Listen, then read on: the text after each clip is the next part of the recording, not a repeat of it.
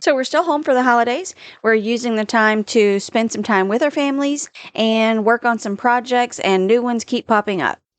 Hey, we're Herrins on the Roam. We're a family of 5 who recently sold almost everything that we own to buy a truck and a fifth wheel camper to roam around the U.S. creating memories as a family. We hope that you will like this video and subscribe to our channel so that you can follow along on our journey.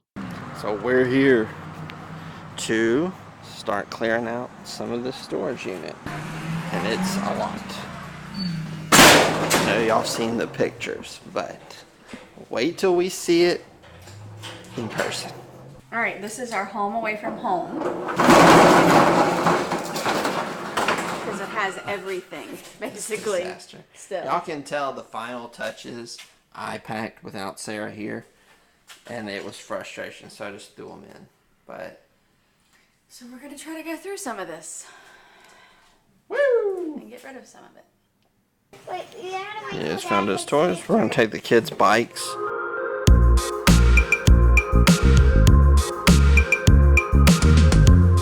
All right, we're mentally tapping out. There are so many things. Feels like we've made no progress. We've got to sell some of this furniture, some of this other big stuff. Some of it's going to Goodwill, and we're going to try again another day after some of it's sold, I guess.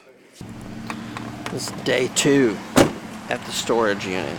I'm gonna be honest with you. I think a lot of times when you put stuff in storage, you forget just how much stuff is in there, and then you forget just how frustrating it is to go through storage.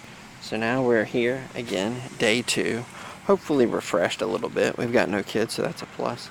But we're trying to sell enough of our stuff we can get some of the stuff out of the camper into the storage unit, because we were a little overweight last time, and reduce it to 1 storage unit, which will save us some money. And of course, the day we're trying to sell all the furniture, it rains, no one's responding back, so what do you do?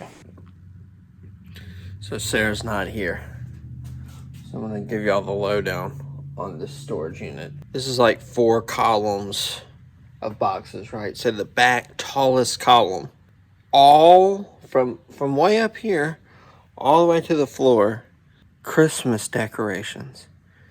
We live in a little camper. Then these 2 shorter columns here, all toys.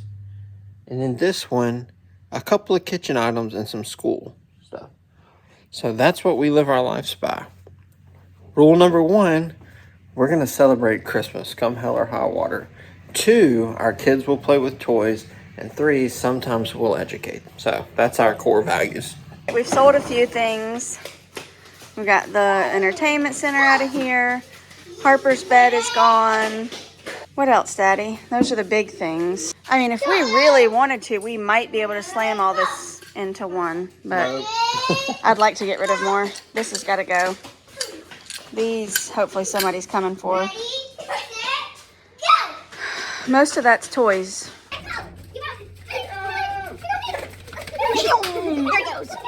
Our new mattress is here. So, we finally got a new mattress. And if you're seeing this, you probably have no idea why that matters. But we have a mattress in there that weighs like 200 pounds. This one is supposed to be 80 pounds. One of the foam kind, so we don't know. We don't know how it'll be. But I'm sure if it's fantastic, we'll give a review. And if it's bad, we'll probably still give a review. But we'll see. Hopefully it's great. The problem is that it's so heavy that when we lift it up, the springs underneath it that are supposed to hold the storage, we have storage down here, and the little arms that are supposed to hold it up aren't strong enough to hold this up. Plus we're overweight, or we were. I don't know if we are now. I guess we'll have to test it again, but hopefully this new 80-pounder will make it to where we're underweight and we can open this and store stuff without almost dying.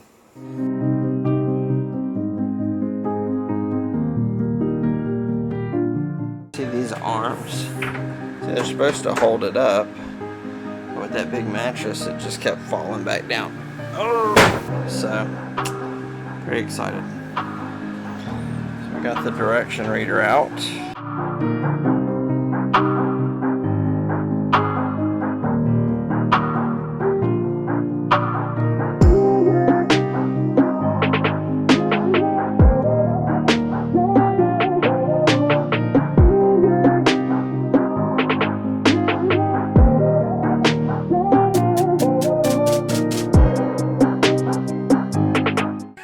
There we go. So now we have to wait. It doesn't say on here, but I'm pretty sure it's like 24 hours. Yeah, you gotta wait for it to get fluffy, I guess. I don't know. So Decompress. for it to decompress. Okay, let's see. 24 to 48 hours. 24 to 48 hours. It allows it to relax and decompress. Here's the moment of truth.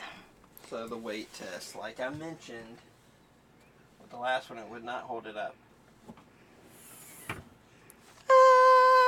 You get to see all my junk under there. It's only this junky because we've not been able to do this. Yeah. Clint holds it up and he's like, hurry! While I'm under there shoving things and hoping my fingers don't get smashed. Your Mississippi Swivel. We're here doing what all good Mississippians do. Aren't we? Yeah. And that is watching ice hockey.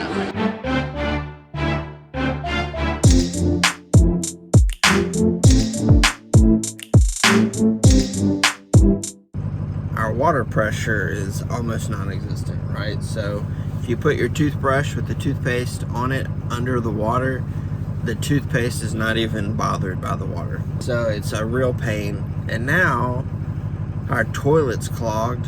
So I don't know if that's from the water pressure not being in there or what. So should be a pretty fun day. I need to look into all that, fix it. So I'm going to Walmart to get like one of the pipe cleaner tools. And so hopefully we'll figure it out. And the weather is fantastic, so that's exciting. So it should be a really fun Saturday. I'm glad we get to do this. So we got it. So I think this goes in the pipe. Water blows out of those two holes and cleans all your clogs.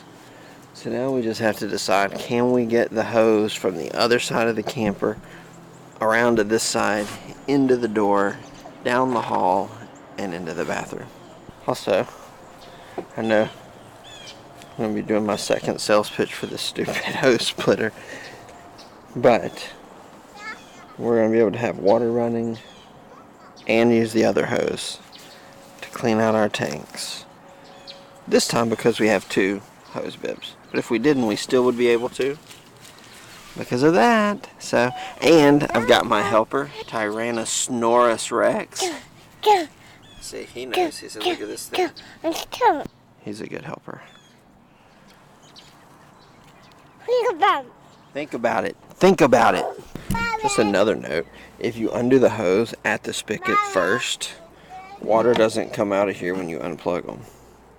I don't know, no one ever told me that. So the very first time, I used to undo it from here first, and then water would just pour all out because there was so much water in the hose still. So unhook it from there first, then here. No spills. It's unbelievable. So that's something I learned as a dumb newbie. Obviously, I don't know how hoses work. So keep pulling. You're doing great. You're doing great. This is why you have kids, folks. Look at this. Get it. Good job. All right. Good job, Helpy Helperton. Give yourself a clap. Woo! That's my boy. Yeah, we're going to go inside now and see if we can get that thing fixed. All right. We got the hose under the camper. So I think it is going to reach to the bathroom through the door. Now we're going to turn the hose on. Alright. And go see what this thing does. So, here it is. Again, see, I think the water spins out of there. So let's just see.